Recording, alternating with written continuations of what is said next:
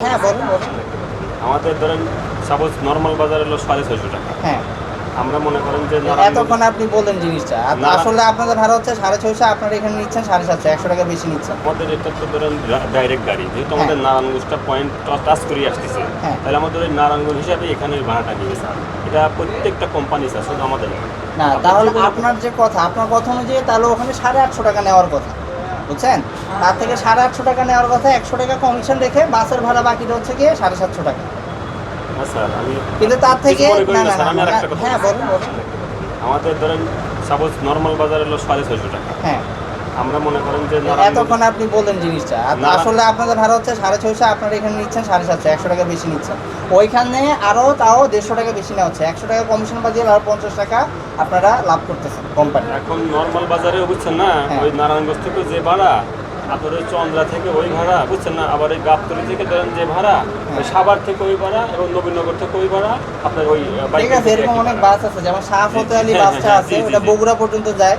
আমি যমুনা সেতুতে নামলেও যে ভাড়া, জি, হ্যাঁ, বগুড়াতে আমাদের নামলেও এটাই। সেম জি ভাড়া। স্যার, জি স্যার। বুঝতে পারছি। জি, জি, এখন জি। আমি মনে করি ওই বাসে উঠবো, জি। আমার কাছ থেকে 100 টাকা কমিশন রাখবো এক্সট্রা। জি। রাখার পরে ওই কমিশন 800 টাকা ভাড়া ছিল। তো আমি যদি যমুনা সেতু পর্যন্ত যাব, মনে করেন অন্য একটা থেকে, বাস স্ট্যান্ড থেকে আমার কাছে 900 টাকা রাখছে, তার মানে ভাড়া পাওয়ার কথা 800 টাকা। তা আমি যদি আবদুল্লাপুর থেকে উঠি, আমার কাছে যদি তখনও 900 টাকা রাখে, তার মানে কি এখানে একটা তারতম্য আছে না, যে জিনিসটা আপনারা করতেছেন। একটা লোক যদি নারায়ণগঞ্জ থেকে 700 টাকা ভাড়া দিয়ে আসে, এখান থেকে কোনো 750 টাকা হবে, সেটা বল।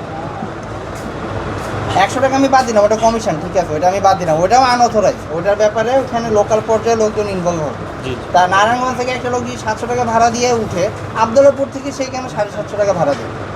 নারায়ণগঞ্জ আমাদের যে মেইন কাউন্টার আছে না, হ্যাঁ। আমরা 750 টাকাই নিয়েছি স্যার।